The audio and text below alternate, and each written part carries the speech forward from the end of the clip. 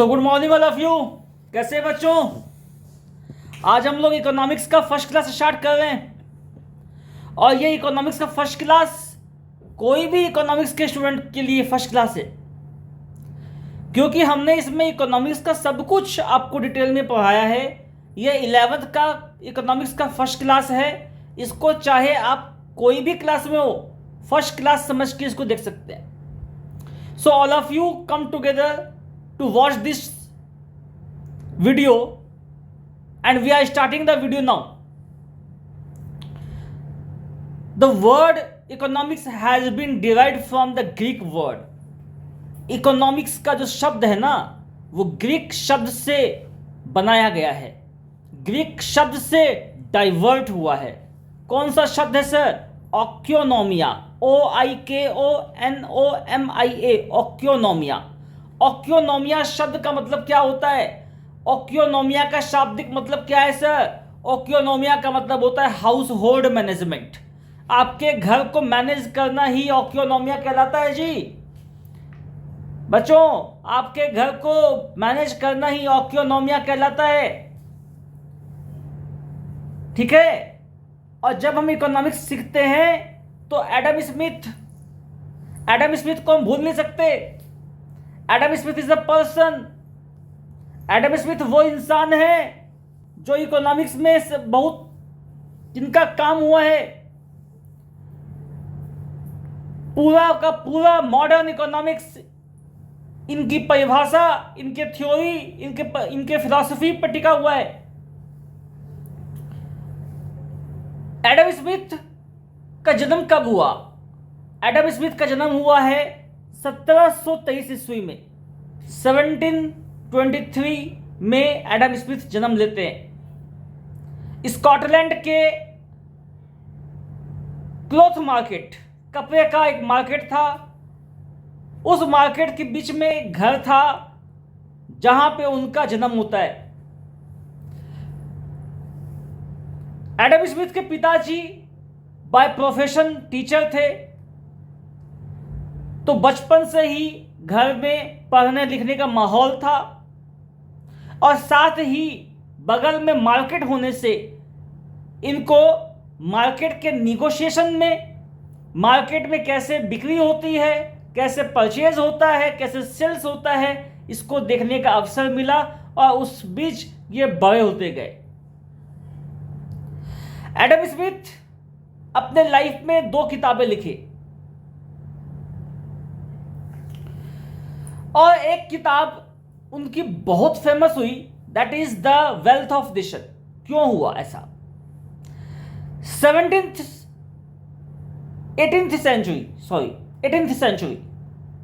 18th century में इनका जन्म होता है, 1723 में। उस समय यूरोप का दशा और दिशा उतना अच्छा नहीं था जितना आज है। आज यूरोप से हम बहुत कुछ सीखते हैं। आज यूरोप का हम लैंग्वेज यूज कर रहे, यूरोप की संस्कृति को यूज कर रहे, यूरोप के फेस्टिवल्स मना रहे, यूरोप का हर एक चीज हम यूरोप का यूज कर रहे। इसके पीछे कौन है? इसके पीछे एडम स्मिथ है। क्यों? क्योंकि एडम स्मिथ ने यूरोप को गरीबी से बाहर निकाला और अमीरी की तरफ ले गए। और हम लोगों का ये क्या होता है, हम लोगों का हमेशा से ये इच्छा होता है कि हम अपने से आगे वाले को हम देखते हैं, समझते हैं, उसको फॉलो करते हैं, उसको मानते हैं। और यही कारण है कि हम आज वेस्टर्न अपना रहे हैं और ये वेस्टर्न अपनाते ही रहेंगे। आप चाह के भी इसको नहीं कर सकते कम। क्यों सर? क्योंकि ये पूरे विश्व में वेस्टर्न कल्चर पहुंच चुका है। ये आपकी बारी है बच्चों। अब कैसे आप इंडियन रिलीजन को, इंडियन मार्केट को और इंडिया के सिविलाइजेशन और कल्चर को बाहर तक पहुंचाएं, ये आपकी जिम्मेदारी है। अब आइए बात करते हैं एडम स्मिथ पे। एडम स्मिथ उस वक्त, जिस समय यूरोप मुश्किलों के कगार पे था, उस समय एडम स्मिथ ने क्या किया? एक किताब लिखा, that is the wealth of nation. और इन्होंने लिखा, जो नटसेल है उस किताब का, ये कहता है कि we have to work for the industrialist. We have to work for the industrialist. कौन है ये इंडस्ट्रियलिस्ट? इंडस्ट्रियलिस्ट है जो पैसा लगाएगा, मार्केट में कैपिटल लगाएगा और अपना धंधा चालू करेगा। उन्होंने कहा कि इंडस्ट्रियलिस्ट ही ऐसे इंसान हैं, ऐसे लोग हैं, ऐसे व्यक्ति हैं जो इकोनॉमी की हालत को सुधार सकते हैं और गवर्नमेंट को, मतलब शासन को,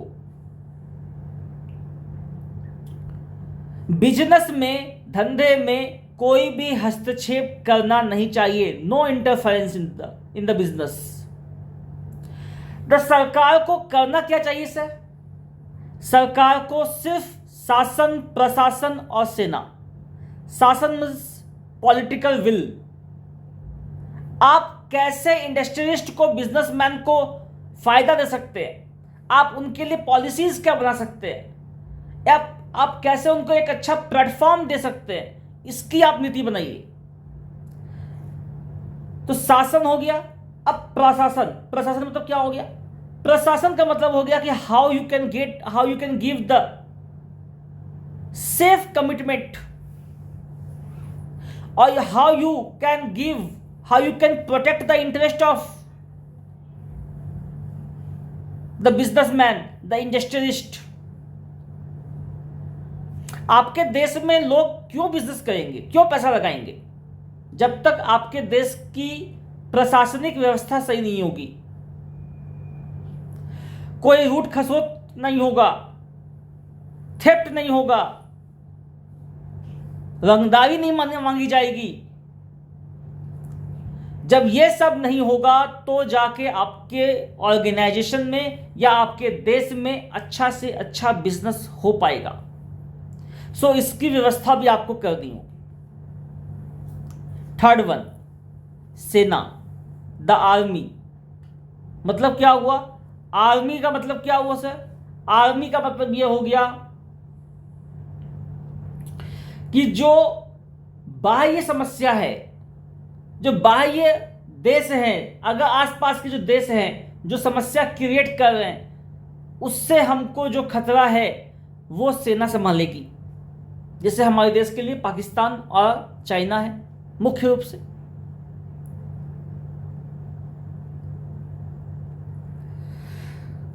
तो सेना ये काम करेगी। मतलब कहने का मतलब साफ है कि गवर्नमेंट किसी भी प्रकार का हस्तक्षेप ना करे, गवर्नमेंट गवर्नेंस करे और सिस्टम बनाए ऐसा कि जो बिजनेसमैन अच्छा से काम कर पाए, बस। और इस ढंग से, इस तरीके से इन्होंने अपने बात को, फिलॉसफी को वहां रखा। ये एक महान फिलॉसफर हैं स्कॉटलैंड के, और इन्होंने ऑक्सफोर्ड जैसे यूनिवर्सिटी में पढ़ाई की और बाद में जाके प्रोफेसर भी वहीं बनते हैं। इनकी जो विचारधारा है, इनके विचारधारा को हम कहते हैं कैपिटलिस्ट इकोनॉमी। क्यों? क्योंकि इनका जो सोच था वो पूंजीवादियों के लिए था कि पूंजीवादी से ही हम आगे बढ़ सकते हैं। तभी जाके आप देखोगे उसके बाद यूरोप में क्या हुआ, इंग्लैंड आगे बढ़ता है और पूरे विश्व में जाकर के राज करता है। उसने 1957 में हमें बैटल ऑफ प्लासी को में हरा करके इंग्लैंड ने इंडिया के ऊपर अपना वर्चस्व जमाना चालू किया। The east India company came when 1757, almost 190-200 years उन्होंने हम पे राज किया। ठीक है, खैर आगे चलते हैं। अब हम प्रकाश डालते हैं नेक्स्ट फिलोसोफर पे, that is he is Karl Marx. Karl Marx कौन थे? Karl Marx was also the great economist, और इनको सोशलिज्म के पिताजी मानते हैं हम लोग।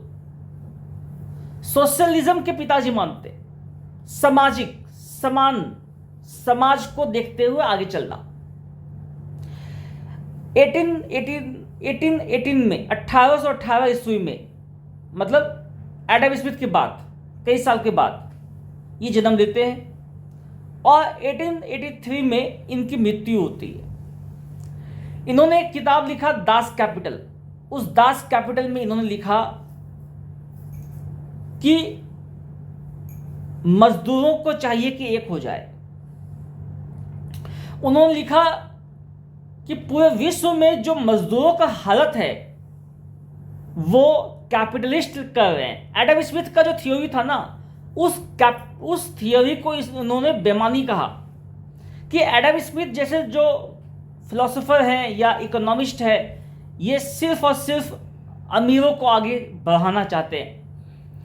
जो लास्ट ओहदे पे बैठा हुआ, सिस्टम से बाहर एक इंसान बैठा हुआ जो बबलू है ना, वो बबलू चाहता है अंदर आना, लेकिन उस बबलू के लिए कुछ भी एडम स्मिथ ने नहीं लिखा। इन्होंने लिखा कि जब तक समाजवादी अर्थव्यवस्था नहीं होगी, हम सबको साथ लेकर ना चलें, तो असली जो मायना है ना, असली मायने इकोनॉमिक्स डेवलपमेंट का, इकोनॉमिक डेवलपमेंट का, वो पूरा ही नहीं होगा। और ऐसा होता भी था। पहले क्या था कि राजा जो है वो बीच में बैठता था, राजा बीच में बैठता था और उसके अगल बगल दोनों जगह अगल बगल लोग बैठते थे। One was left wing and next one was right wing, मतलब बाईं ओर और दाईं ओर लोग बैठते थे। जो दाईं ओर के जो लोग थे वो फर्स्ट एंड सेकंड ग्रेड के लोग थे, इंडस्ट्रियलिस्ट थे, बड़े पैसे वाले थे। और एक बात याद रखना, किसी भी युग में हो, जो पैसा वाला होगा ना, वो सरकार के साथ वही बैठेगा। वो जो बबलू है ना, वो सिर्फ फोटो खिंचाने के लिए आ सकता है। कोई भी सरकारी प्रशासनिक कोई भी व्यक्ति उस बबलू के पास एक रात का खाना खा लेगा, लेकिन उसको बैठने में आनंद आएगा इंडस्ट्रियलिस्ट के पास ही, चाहे वो मुकेश अंबानी हो, चाहे वो टाटा हो, बिरला हो, चाहे वो अडानी हो, उसके पास। क्यों? क्योंकि टैक्स भी वही देगा और अंडर द टेबल भी वही देगा, इसलिए। तो राइट विंग में जो थे ना लोग, वो थोड़े पास में बैठते थे, राजा उनको पास में बिठाता था। वैसो इत्र की गंध आती थी, अच्छी अच्छी खुशबू, बोलने में अच्छे, दिखने में अच्छे, अच्छा हेयर स्टाइल।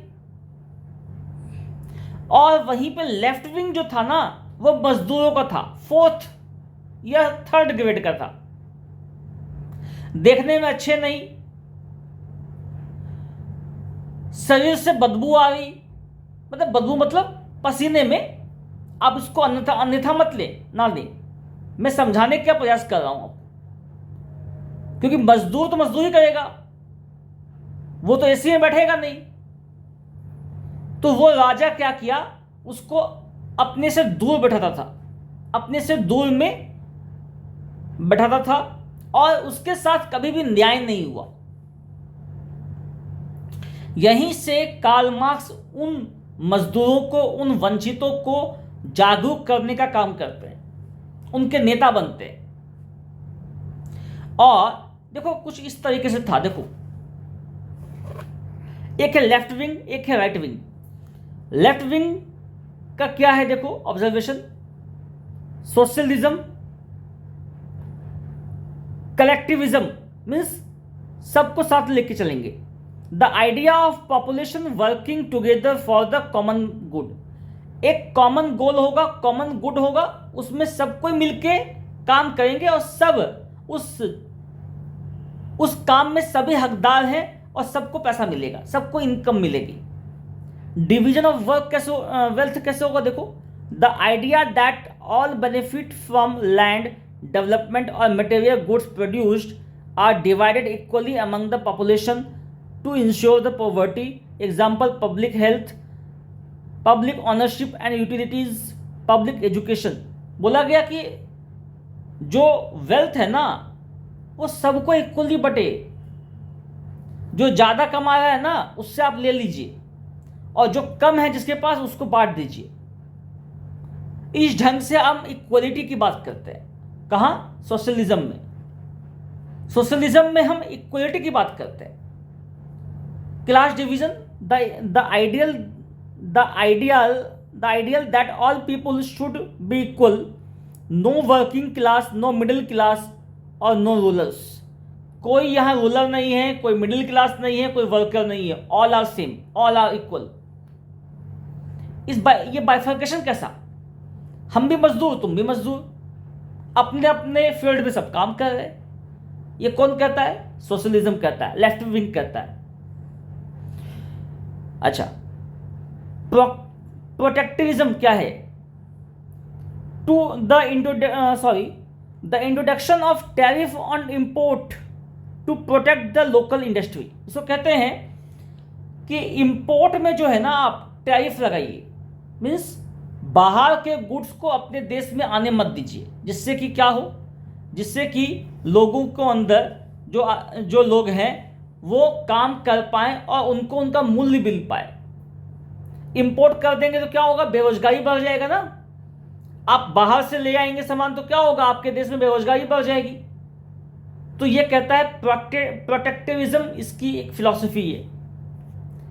अब आओ राइट विंग में, कैपिटलिज्म इसको कहते हैं। इंडिविजुअलिज्म मीन्स क्या हो गया? The idea that each people rises और falls on their own merit alone.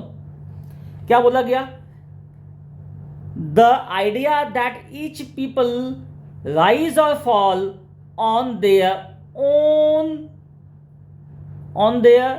own merit alone। बोला गया हर इंसान अपने मेरिट के अनुसार उठता है, गिरता है। इसमें किसी को हाथ पकड़ने की आवश्यकता नहीं है और किसी सहानुभूति की आवश्यकता नहीं है। ठीक है। Retention of wealth, the idea that the land and anything with in it, upon it and all the means of production like factories belonging to entirely to the owners, as example private health, private ownership of utilities, private schools। तो बोला गया क्या right wing में?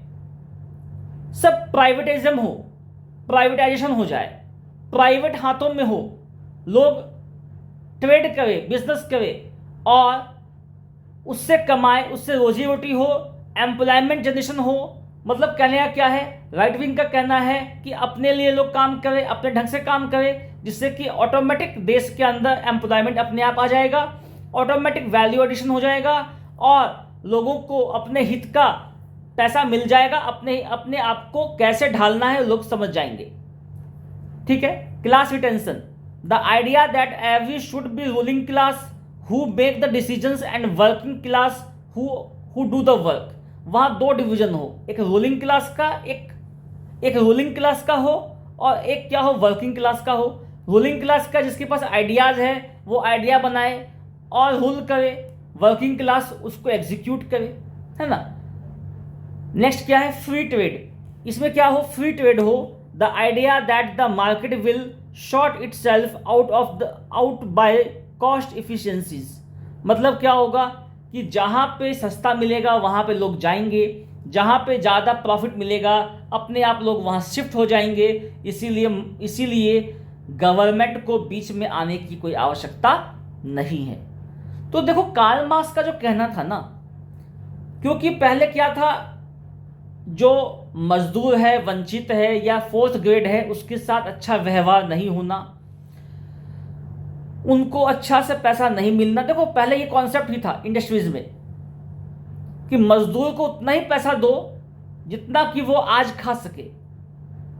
अगर वो आज खाने के बाद कल के लिए बचा लेगा तो फिर वो कल नहीं आएगा।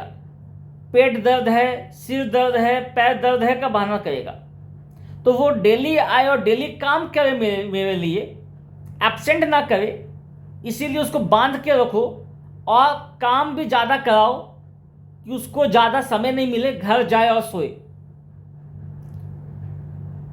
तो क्या है, मजदूरों को ये बांध के रखना, शोषण करना, ये कार्ल मार्क्स को सहन नहीं हुआ। और जो आप ये देखते हैं ना, पीएफ, ईएसआई, 8 आवर्स वर्क, ये सब उनका ही देन है। उन्होंने काफी सारे रिवॉल्यूशन किए।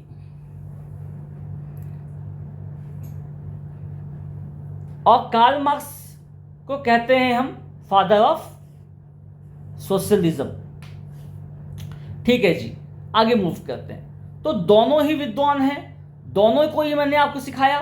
कोई भी मेरे लिए प्रिय नहीं है, कोई भी मेरे लिए प्रिय नहीं है। दोनों को मैंने सिखाया, दोनों को आप सीखिए। आप ओपिनियन दीजिए कौन अच्छा है कौन खराब है। ठीक है, आइए अब इंडिया के प्रोस्पेक्ट में हम कुछ इकोनॉमिस्ट की बात करते हैं। तो सबसे पहले अगर हम किसी इकोनॉमिस्ट की बात करेंगे तो ही इज चाणक्य, जिसको हम कौटिल्य भी कहते हैं, जिसको हम विष्णुगुप्त भी कहते हैं, और जिसको हम राहुल भी कहते हैं। बचपन में एक राहुल नाम का बच्चा पैदा होता है, बहुत ही कौशल, बहुत ही ऐसा कौशल कि इसके 32 दांत होते हैं। 32 दांत होते हैं और एक ब्राह्मण के घर में यह पैदा होता है। साधु महात्मा इसे कहते हैं कि ये राज्य करेगा, राजा बनेगा। चूंकि ये ब्राह्मण के घर में पैदा होते हैं, इसके पिताजी को लगता है कि क्या ये राजा बनेगा, ये पंडिताई करेगा, जैसे मैं करता हूं वैसे ये करेगा। और इसके सारे दांत को ये टुटवा देते हैं, मतलब तोड़वा देते हैं दांत को। ऑल द टीथ्स, सारे टीथ को बचपन में ही इसके तोड़ देते हैं इसके पिताजी। लेकिन देखिए, आप कुछ भी कर लीजिए, होनी को आप नहीं टाल सकते।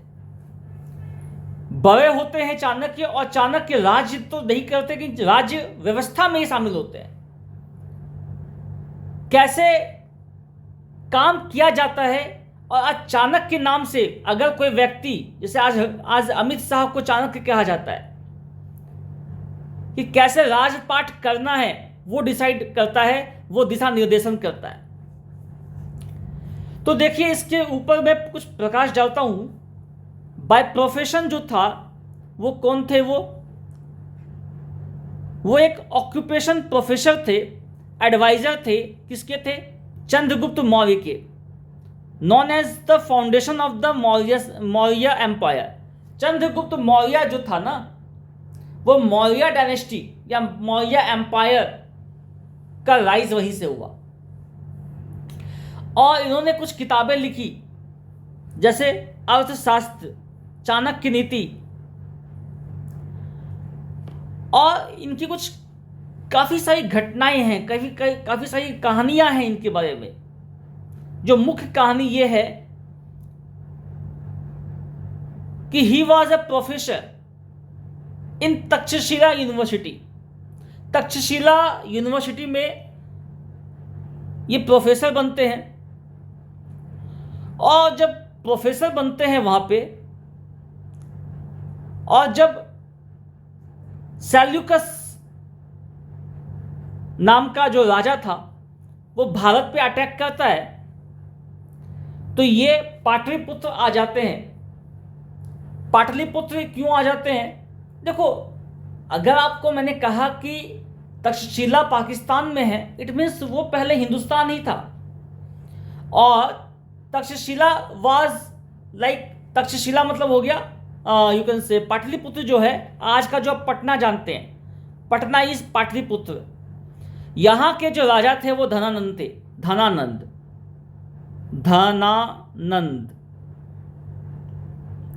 ही वॉज लाइक कि अपने प्रजा पे ध्यान नहीं देना, सारे ऐशो आराम करना।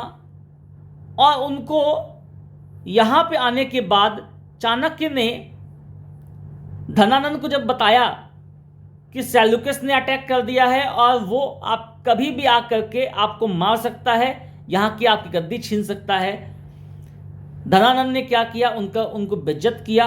और बेइज्जत करने के बाद उनको अपने राज्य से बेदखल कर दिया। चाणक्य जाते हैं, उनका जो केस था जो खुल जाता है, जो वो धनानंद जो उनका जो केस पकड़ के, चोटी पकड़ के जो गिराता है उनको, उससे केस खुल जाता है। उन्होंने कहा उस दिन कि मैं ये वचन कर देता हूँ कि मैं तुमको बर्बाद कर दूंगा। तुमने एक शिक्षक को अपमान किया है, एक शिक्षक तुमको ये श्राप देता है कि तुम बर्बाद हो जाओगे, और ये मैं वचन देता हूँ कि तुमको बर्बाद मैं ही करूँगा। बाद में काफ़ी कहानी है कि जब गुस्से में ये जा रहे थे तभी पाँव में एक कांटा चुभ जाता है, और जब ये कांटे को देखते हैं कि क्या था कांटा, उसके सर्च में जाते हैं और जहाँ से ये कांटा था उस कांटे के उस प्लांट को ही उखाड़ के फेंक देते हैं।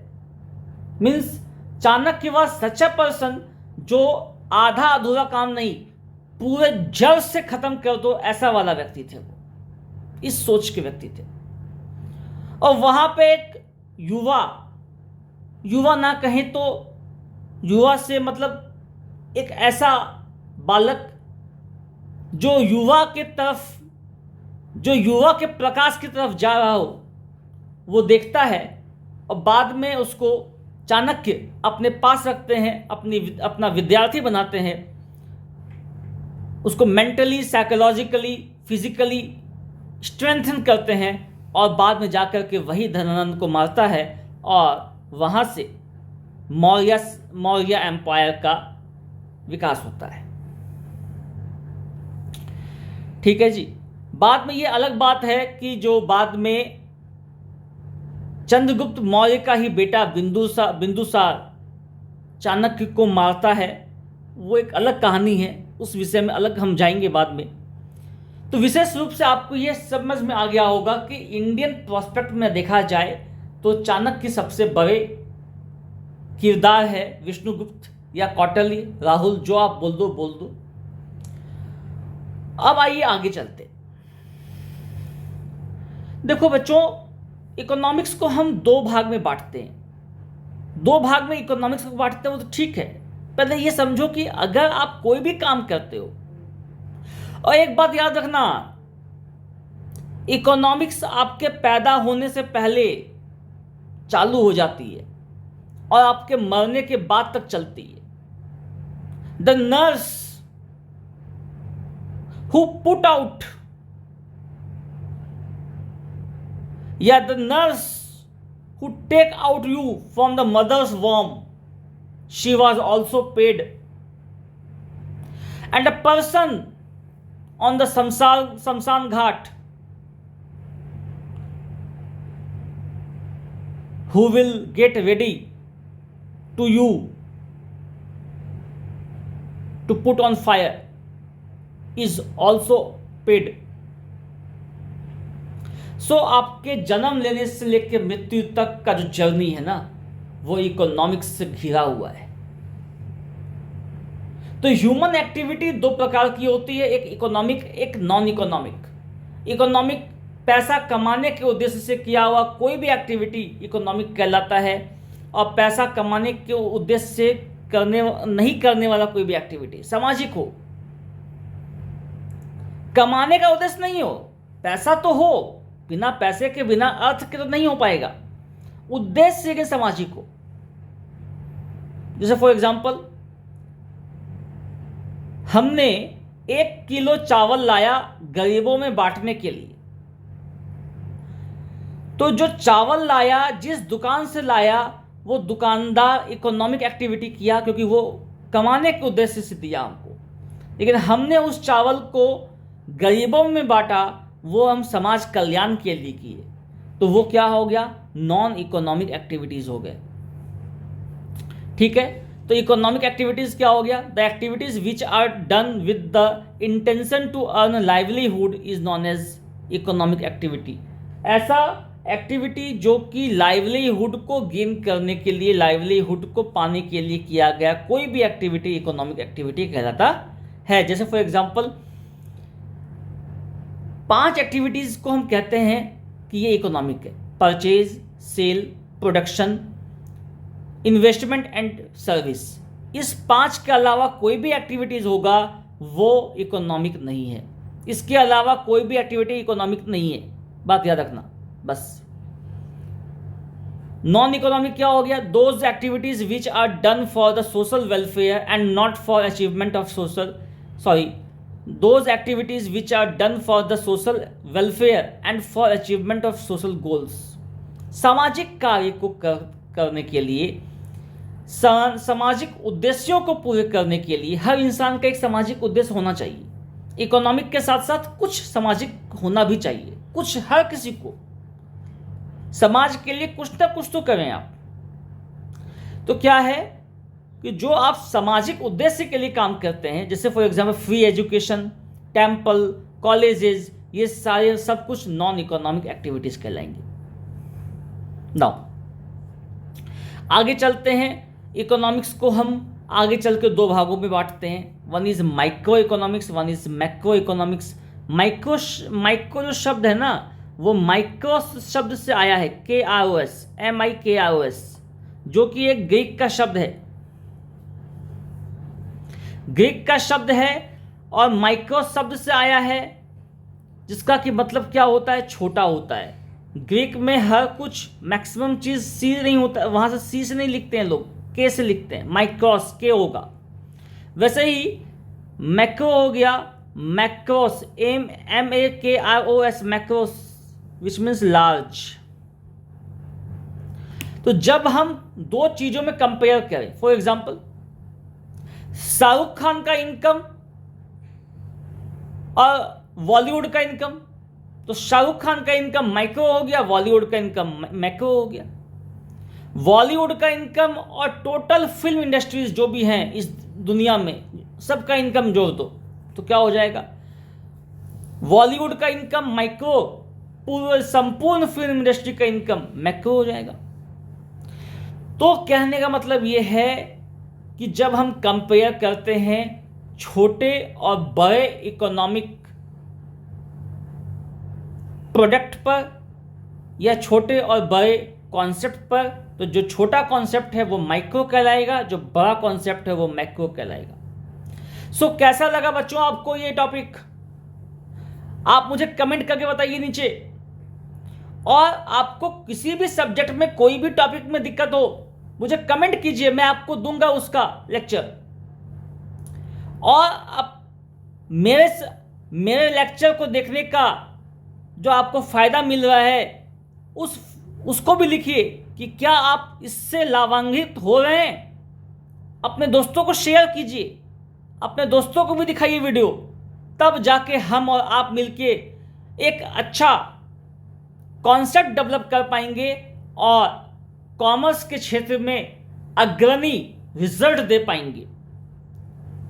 ये मेरा गोल है, टारगेट है कि मैं 2024 में अपने बच्चों को, अपने लेक्चर को देखने वाले बच्चों को टॉपर्स की गिनती में लेके आऊं। 1st, 2nd, 3rd, 4th, ये जो टॉपर्स की जो गिनती है CBSE के, ICSE के या स्टेट बोर्ड्स के, वहां पे मेरे बच्चे आए।